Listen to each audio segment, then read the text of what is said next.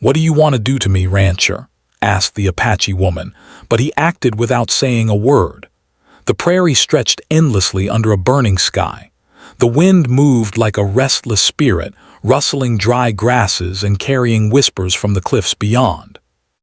It was here, at the edge of the Apache lands, where the rancher's property met the wild, that Aeon moved silently, her bare feet careful over the stones. She carried no weapon, yet her eyes were sharp, alert to every movement. Her people had warned her of the dangers that walked these lands, curses older than memory, shadows that spoke in the night, and eyes that watched without blinking. Aeon's heart beat steadily. She had tracked the wild horse for miles, following hoofprints that glowed faintly in the evening light, a sign of the creature's strange origin. But tonight, something else walked with her. A presence she could not see but could feel, a weight, a shadow against her instincts. From a rise above the prairie, Gideon watched her. He had been a silent observer for hours, a figure as still as the rocks he leaned against. His face, weathered by sun and wind, was unreadable, but his eyes held an intensity that seemed to pierce the distance. Most would have ignored her, a lone woman on the land, but something about her drew him. Perhaps it was her strength, or the way she moved with purpose, her gaze unflinching even when the wind threatened to push her back. When she stepped onto the open plain, the horse appeared. Its coat shimmered like liquid shadow, mane twisting in the wind as if alive with a mind of its own. Aeon paused, holding her breath. She had been warned that this creature was cursed. Some of the elders spoke of it as a spirit of warning, others as a messenger of doom. She could not know which was true. Before she could reach the horse, a sudden movement caught her eye, a figure stepping from the grass. Gideon. His presence was sudden and impossible to ignore. He moved with calm authority, silent as a shadow, and yet every step carried weight. "What do you want to do to me?" Aeon asked, her voice steady despite the tension. There was no fear in it, only defiance. Gideon did not answer. His eyes met hers, dark and unreadable, and then he shifted toward the horse. Without a word, he knelt, extending a hand to the creature. It trembled, nostrils flaring, but did not flee. Aeon watched, surprised. His movements were careful, patient, almost reverent.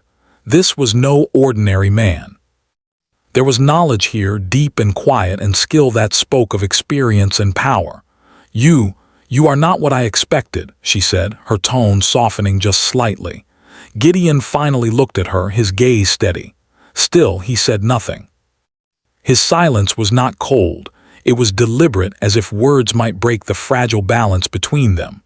The horse whinnied, startled by a sudden rustle in the grass. Aeon spun, hand reaching for nothing but instinct.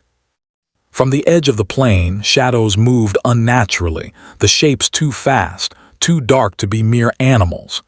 Gideon was already in motion. He placed himself between Aeon and the threat. With swift, precise movements, he sent the first of the creatures back into the grass. They were wolves, but unlike any she had ever seen. Larger, their eyes glowing faint red, teeth bared in a snarl that seemed to pierce the soul. Aeon froze, heart hammering. She had faced dangers before, but the intensity of the moment left her breathless. She had not expected the rancher to move for her, to act so decisively, silently, with such authority. The wolves circled, snarling, yet Gideon did not falter. His presence alone seemed to command the land, a silent force that unsettled the creatures. One lunged, and he met it with a swift strike, forcing it back without breaking his calm.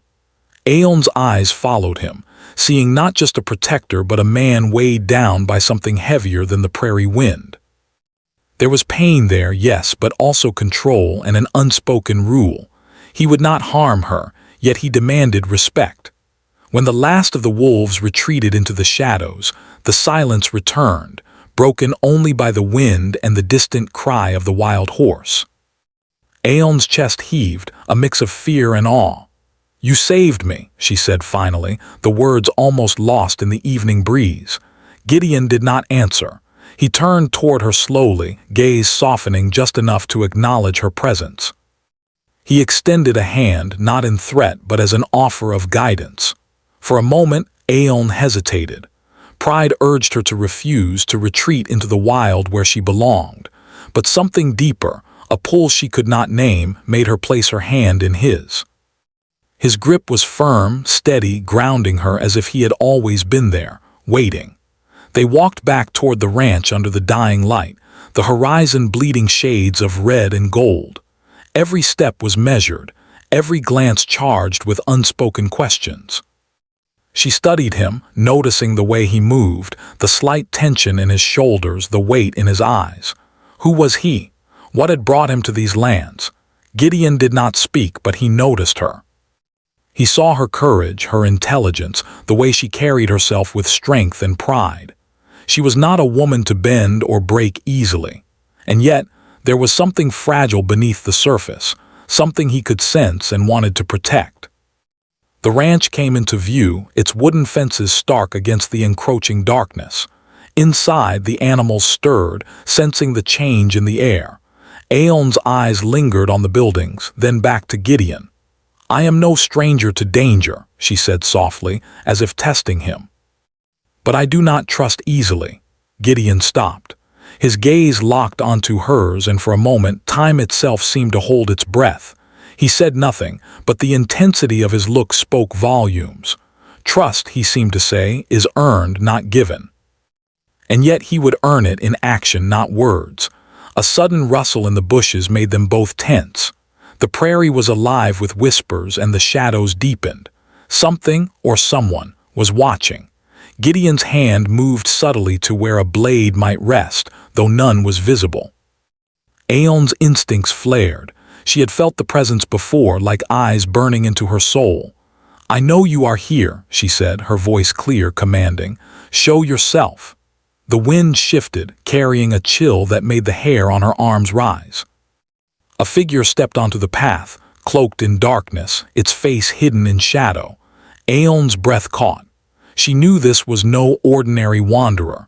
The air around them seemed to bend, and the land itself shivered at the figure's presence. Gideon moved in front of her instantly, body tense, ready. The figure paused, then vanished into the dusk, leaving a strange mark burned into the earth, an emblem she had never seen, yet felt she should recognize. Aeon knelt beside it, running her fingers over the symbol. A chill ran through her veins. This is old magic," she whispered, "something my people feared for generations." Gideon's gaze never left the horizon. "Then we are not alone," he said, his voice low but firm. "And whatever comes, we face it together." Aeon looked at him, surprised. His words were few, but the promise behind them was unspoken yet powerful. She felt a strange warmth, a tether forming between them, fragile yet undeniable. As night fell, the wind carried the distant howl of wolves, and the prairie seemed alive with eyes that glimmered in the darkness. Together, they stood side by side, silence between them thick with unspoken questions, mutual respect, and a tension neither could name. The shadows moved again, more deliberate this time, circling the ranch. Aeon's instincts screamed warning, and Gideon's hand tightened slightly, invisible yet potent. Neither spoke, but both understood. The night would not pass quietly. Something ancient had awakened, and it had noticed them. Aeon's pulse raced, her fear mingling with something else. Curiosity, fascination, perhaps a spark of something more. She could feel it in the air, in the way Gideon's eyes never wavered from the darkness. He was a man who acted without words, who carried storms in his silence, and she could not help but be drawn to him, even as danger pressed close. The prairie was silent, except for the whispers of wind and grass. And then, from the cliffs above, a shadow moved. A watcher unseen, waiting. Gideon's jaw tightened. He did not speak, but his hand brushed briefly against hers, a promise, a warning, a silent vow that he would not let her fall. Aeon met his gaze, unafraid, yet knowing that the night held more than either of them could face alone. She had asked him what he wanted to do, but his actions had already answered. He would protect her, and together, they would confront whatever darkness had come for them. And the land waited, silent and expectant as the first stars of night blinked awake. The night over the prairie was restless. The wind carried distant whispers, voices lost to time, and the stars seemed dim, hidden behind veils of dark clouds. The ranch, quiet and sturdy against the encroaching shadows, seemed a fragile refuge, yet Aeon could not ignore the feeling that something watched from beyond the fences. She paced the wooden porch, arms crossed, eyes tracing the horizon. Her thoughts tumbled, each one heavier than the last. She had tracked the cursed horse, but it was Gideon who had acted first, moving with precision and courage that had left her both wary and fascinated. He said little, but every motion had meaning, a quiet strength that seemed impossible to resist. Gideon approached silently, as if he had materialized from the shadows themselves. She did not turn immediately. Instead, she felt his presence like a weight beside her. He stopped a step away, watching the horizon with the same unreadable intensity she had seen before. "The land is restless," he said finally, voice low, carrying the calm of a man used to danger. "Something came for you tonight, and it is not finished." Aeon's jaw tightened. "I do not need protection," she said, though her voice lacked the fire it had carried earlier. She knew deep inside that she had been wrong. She had not faced ordinary danger tonight. Whatever had marked the earth was older than her memory, older than the ranch, older than the stories her people told. Gideon did not argue. He only nodded, the muscles in his jaw tight. "You are strong," he said, "but even the strong cannot fight shadows alone." The wind carried a faint scent, iron and earth mingled with something unnatural. Aeon stiffened. She had felt it before, like a pressure against her skin. She knew instinctively that it was the curse, or at least a messenger of it, and it would not rest. Inside the ranch, the warmth of the hearth offered little comfort. Firelight danced across the walls, casting moving shadows that seemed almost alive. Aeon noticed Gideon moving to check the locks, the windows, the edges of the ranch, as if he could sense every weak point. He did this silently, efficiently, without explanation, and yet in his silence there was care. "Why do you stay so quiet?" she asked, breaking the hush. "Why do you act without saying a word?" Gideon paused, eyes lingering on the fire. He did not answer immediately, and when he did, his voice was quieter than before, almost a whisper. "Words can fail, actions cannot." Aeon studied him, noting the careful restraint in his tone, the weight in his gaze. He was a man shaped by pain and responsibility, a man who had learned that silence could carry more truth than speech. And yet, she sensed another layer beneath the control, a wound he kept hidden, perhaps even from himself. The evening stretched and the prairie beyond remained still but watchful. Aeon's thoughts wandered to the emblem burned into the earth, the shadowy figure she had glimpsed on the cliffs. What did it mean? Was it a warning or a curse in itself? And why had it targeted her? She turned to Gideon, needing answers even as she feared them. "Who is it?" she asked. "Who wants me, or what wants me?" He did not answer immediately, and the hesitation alone spoke volumes. When he finally looked at her, his eyes darkened with memories he had carried too long. "Long ago, your people and mine, we were tied," he said slowly.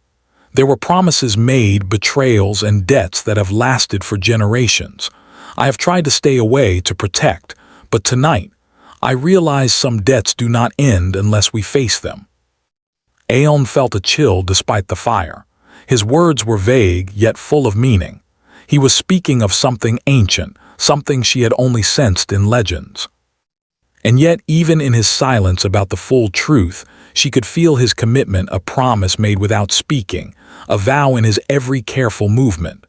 Before she could respond, a sudden sound shattered the calm, a soft thud on the roof. They both froze. Aeon's hand went to the doorframe, muscles tensed. Gideon moved with the fluid grace of a man trained to anticipate danger, stepping silently toward the stairs that led to the loft above. "Stay here," he instructed, though his tone was gentle, not commanding. "Do not move unless I tell you." Aeon did not argue. Instead, she watched him disappear into the shadows, every movement deliberate, protective, precise. Her heart raced, caught between fear and fascination.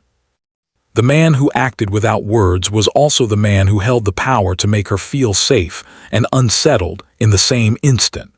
Minutes passed, each one stretching into eternity. Then, a muted sound, almost a whisper, came from the loft. The wind shifted, carrying it like a secret across the room. Aeon gripped the edge of the railing, eyes wide, listening. Gideon returned moments later, eyes shadowed but unbroken. He shook his head slightly. "Nothing yet, but it will not stop. We are not alone." She nodded, trying to steady her breath. "Then we prepare," she said, and in her voice was a spark she had not expected, a mix of determination and something else, something deeper. The next day, they moved through the land together. Aeon had expected him to guide her silently, and he did. Yet she noticed the way he observed her, noting her reactions, her instincts, her courage. They tracked the movements of the cursed horse again, following faint traces of its hooves, its shadowy energy lingering in the earth. Along the way, Gideon revealed fragments of his knowledge, hints of skills that suggested experience beyond any ordinary rancher.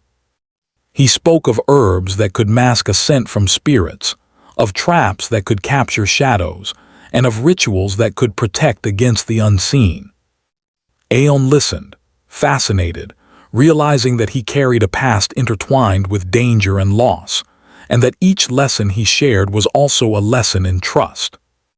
By evening they reached a shallow canyon, the ground scorched and twisted in places, as if the earth itself had been scorched by anger. Aeon knelt, brushing her fingers over faint marks burned into the stones. "The curse has been here," she whispered. "It touches everything."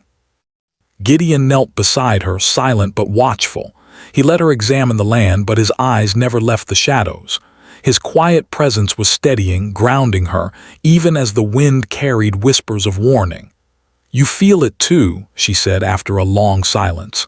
"Yes," he admitted. "But I do not fear it, not yet. I have faced worse and survived." Aeon studied him, noting the weight of his words. Survival had left him strong, yes, but also cautious, measured.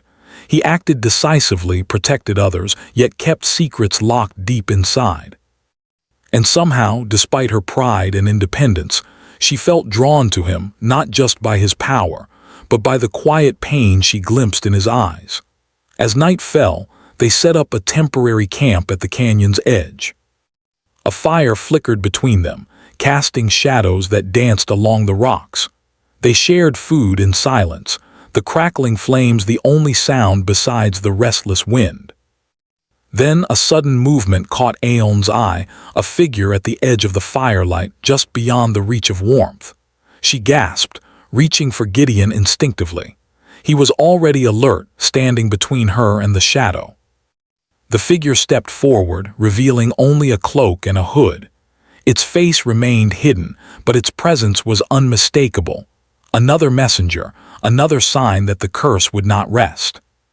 Gideon's hand rested lightly on the hilt of a knife that was mostly ceremonial, yet somehow filled with quiet power.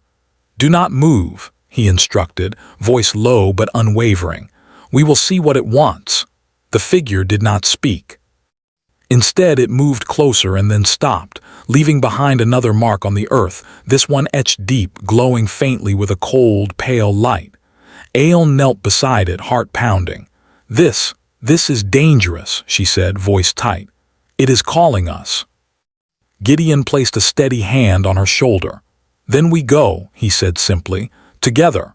Aeon's gaze met his. For the first time, words were unnecessary.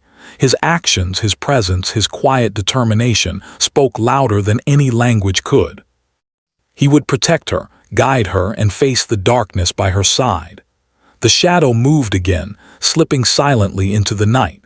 But the promise remained, danger was near, the curse was waking, and the bond between them was forming in the crucible of shared trials. As they prepared to follow the signs into the unknown, Aeon realized something she had not expected. She no longer felt alone. The rancher who acted without words had become more than a protector. He was a companion, a mystery, and perhaps the first person who could walk beside her in a world filled with shadows and secrets.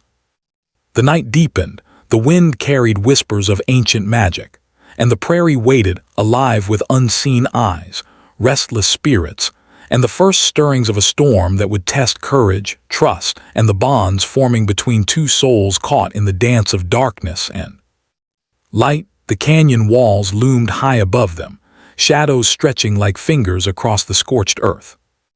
Aeon's heart pounded with every step. The glowing mark on the ground led them deeper into the wilderness, and every instinct whispered that danger was near.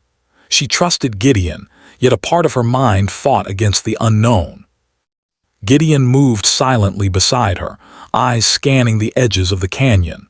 He was a figure of quiet control, every movement measured, every step deliberate. He did not speak often, but Aeon could feel his presence in ways words could not describe, a steady force, a tether to reality in the midst of uncertainty. "The curse, it grows stronger," Aeon whispered, her voice low, as if speaking louder might summon it.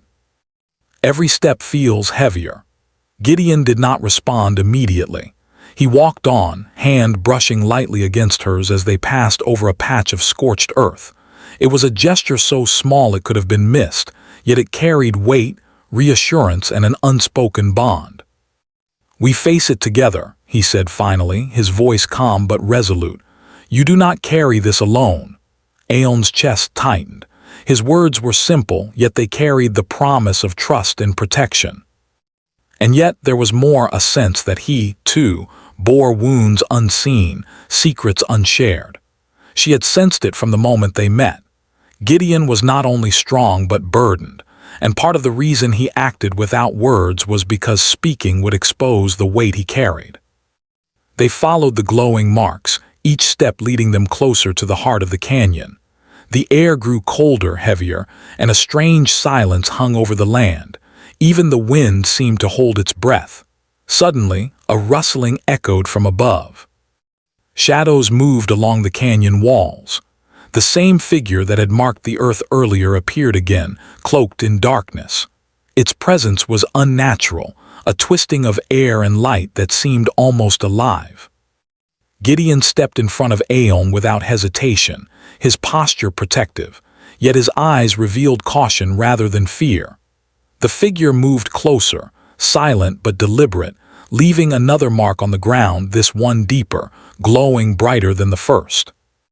Aeon knelt beside it, tracing the lines with her fingers. The glow pulsed faintly, almost like a heartbeat. She felt a shiver pass through her. "It is calling," she said softly. "It wants something from us." Gideon's gaze never left the figure. "It tests us," he said. "It wants to see what we are made of, and it will not stop until it finds weakness." The figure spoke at last, a voice like wind through the rocks. "You carry the blood of betrayal. You seek to undo what was done." Aeon's heart skipped. "I do not understand," she said, her voice trembling slightly. "What betrayal? Who are you?" The figure's shadow shifted, almost merging with the canyon walls. "I am what remains of what was broken. I am the debt, the curse, the reckoning." Before they could react, the shadow surged forward. It moved with unnatural speed, striking at Gideon. But Gideon was ready. He met the attack with skill born of years of preparation, moving with precision and control. The figure faltered for a moment, enough for Aeon to see the glow in its eyes, pale, cold, and relentless. "You are stronger than I expected," it hissed. "But will it be enough?" Gideon did not answer. His focus was absolute, his movements a mixture of defense and counterattack, each one deliberate, protecting Aeon while keeping the shadow at bay. She realized then that this was more than a test of strength. It was a test of trust, endurance, and will. Aeon's instincts flared. She knew she could not stand idle. Gathering her courage, she moved beside him, following his lead. Her hands traced the edges of the canyon walls, finding points of leverage and cover. She was no stranger to danger, but this was unlike anything she had faced before. The air was thick with power, and the shadows seemed to react to their very presence. "You must trust me," Gideon said suddenly, his hand brushing hers again. The contact was brief, yet it grounded her, gave her courage in the face of overwhelming darkness. "I do," she whispered, even as the shadow lunged again. Together they faced the figure. Their movements were synchronized, unspoken communication flowing between them. Aeon noticed how naturally she followed Gideon's lead, how instinctive it had become. The bond between them was growing, forged not in words but in shared danger, trust, and understanding. The shadow faltered, almost as if sensing their unity. It recoiled slightly, hissing with frustration. Then it struck again, this time aiming for Aeon. Gideon moved faster than she could comprehend, intercepting the blow and pushing her out of harm's way.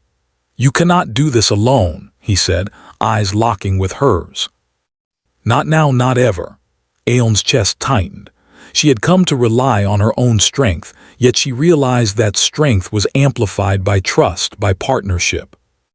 And in that moment, she felt a deeper connection to Gideon, respect, reliance, and an unspoken recognition of shared courage.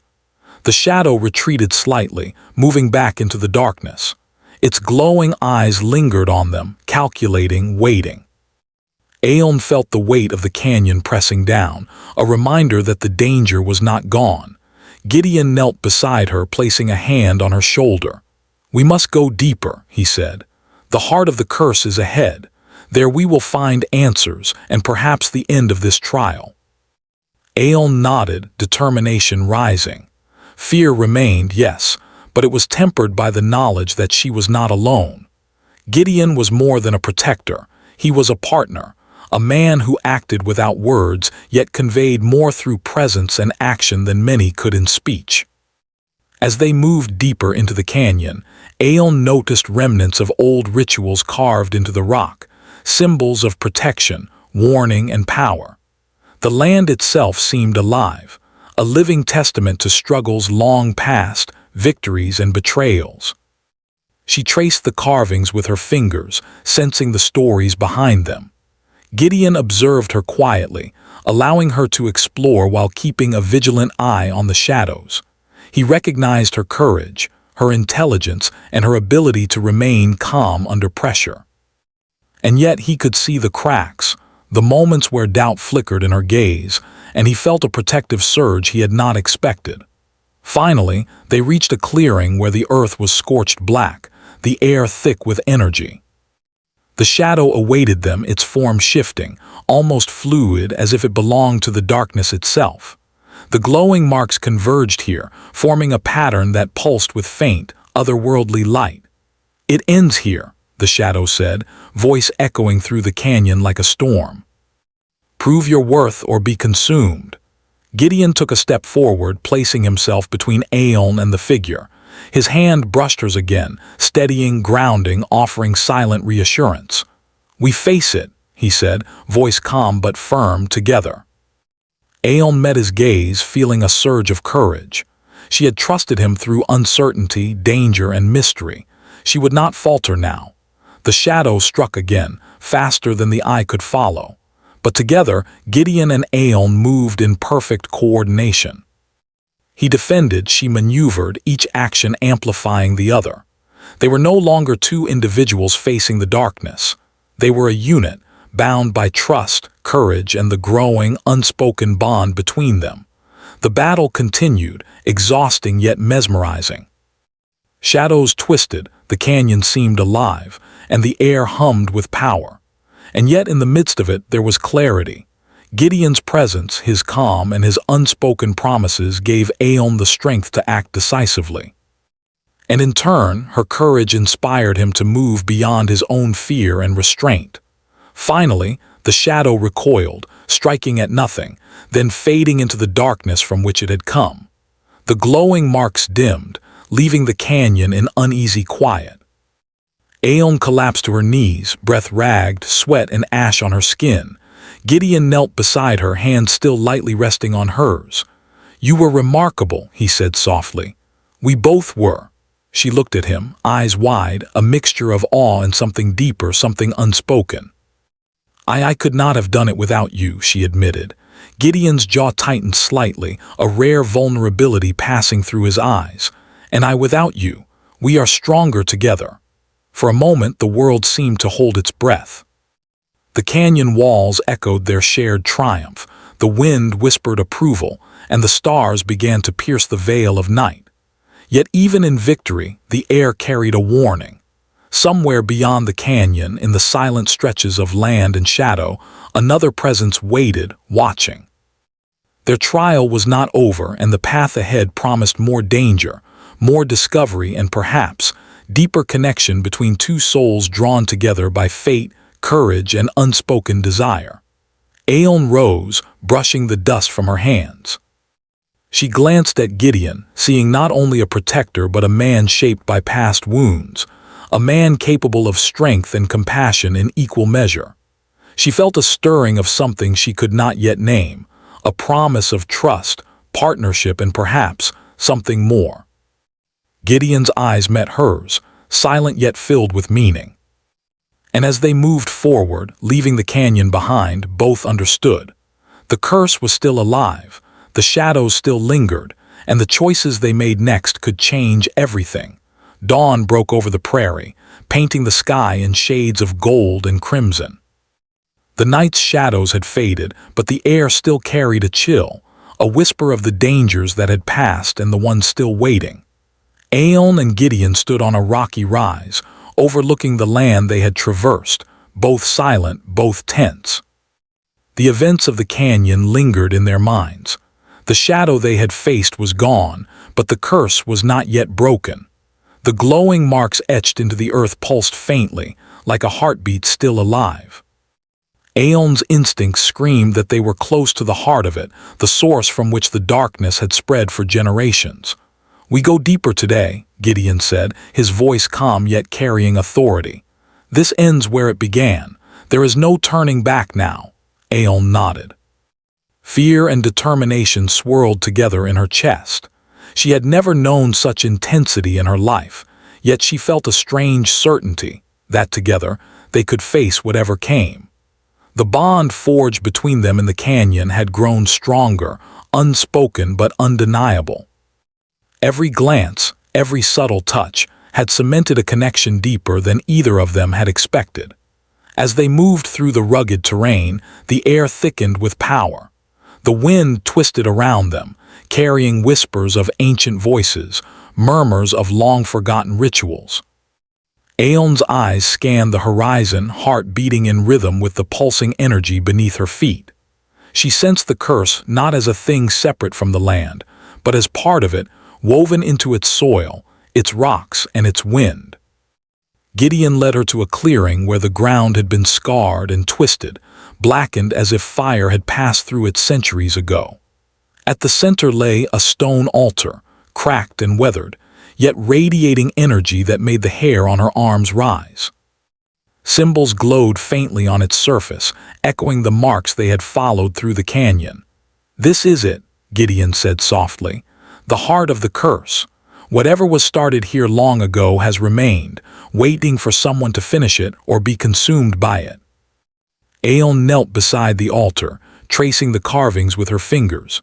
She felt the power humming beneath her touch, a pulse that seemed almost alive. Memories whispered in her mind, stories her people had passed down, tales of betrayal, revenge, and consequences carried across generations. She realized then that the shadow was not just a spirit, but a manifestation of long-held anger and unfinished business. Gideon joined her, placing a hand lightly on the altar. The energy shifted slightly at his touch, as if recognizing his presence.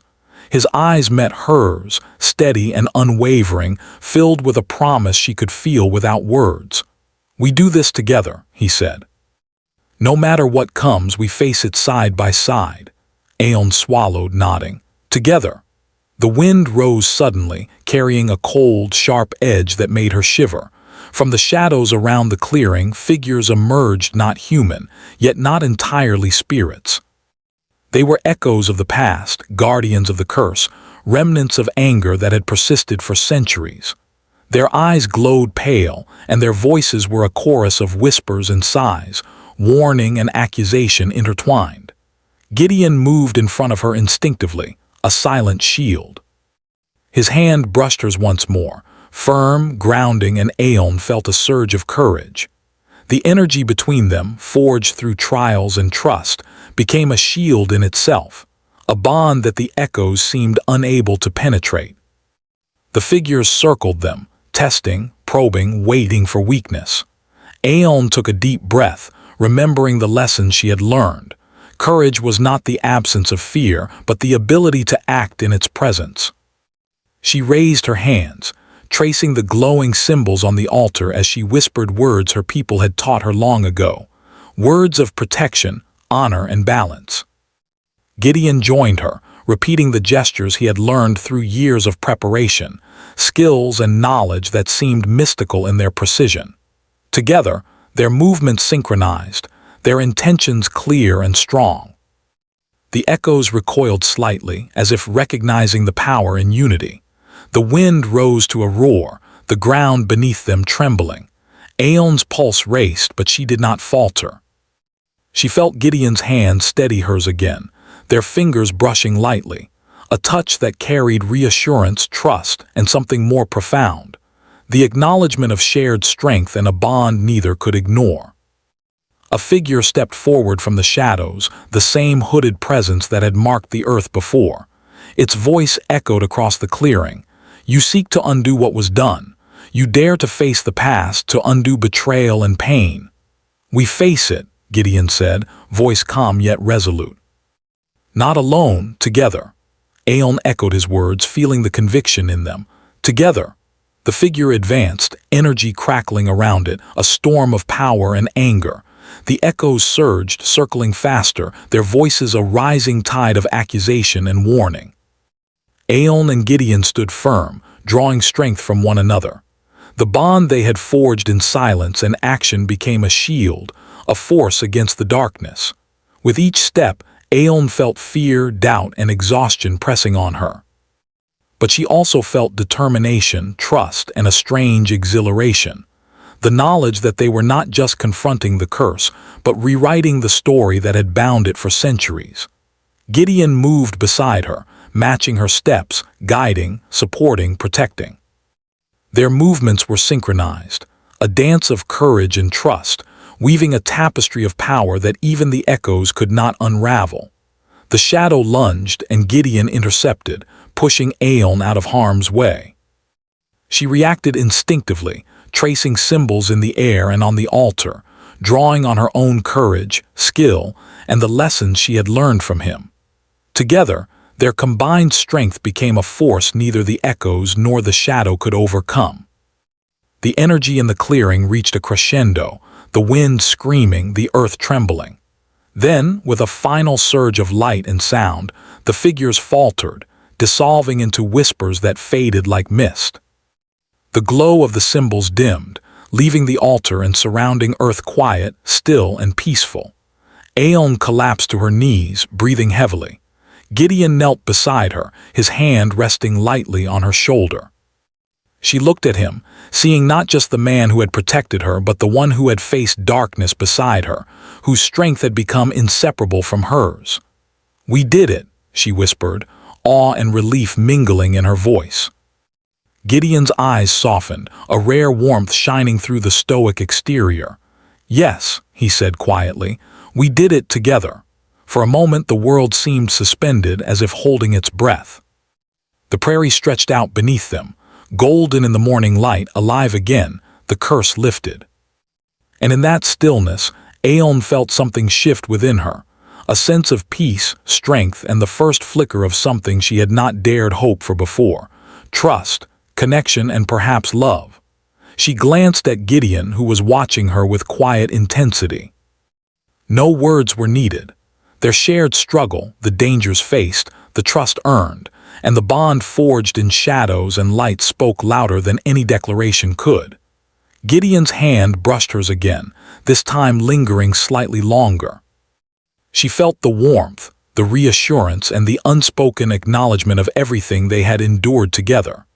The prairie seemed to breathe with them, the wind gentle now, the sun breaking through clouds, scattering light across the land. The curse had ended, but more importantly, they had both changed, transformed by courage, trust, and the bond formed in the fires of danger. Aeon stood, brushing dust from her hands, and looked at Gideon. "We have a long road ahead," she said, voice steady but soft. "But I am glad it is with you." Gideon's lips curved in the faintest of smiles, a rare softness in a man usually guarded. "As am I," he said simply. They turned together toward the rising sun, toward the land now free of the curse, yet still full of mysteries and challenges. The journey had tested them, shaped them, and connected them in ways neither could have anticipated. And as they walked side by side, the prairie stretched out before them, alive with promise, whispers of old magic, and the first stirrings of a future forged in courage, trust, and unspoken devotion. Though the shadows of the past lingered faintly in memory, the light of dawn marked a beginning, a redemption earned, a bond strengthened, and a transformation complete. The curse had been broken, and in its place had grown something enduring, subtle, and powerful. The connection of two souls who had faced darkness and found strength, hope, and trust in one another. The wind carried their footsteps across the prairie, and the world seemed to watch in quiet approval. For Aeon and Gideon, the story of curse, shadow, and fear had ended. But the story of trust, courage, and the bond forged in peril was just beginning. And somewhere beyond the horizon, the land whispered of more challenges, more mysteries, but no longer with fear, only the promise that together they could face anything.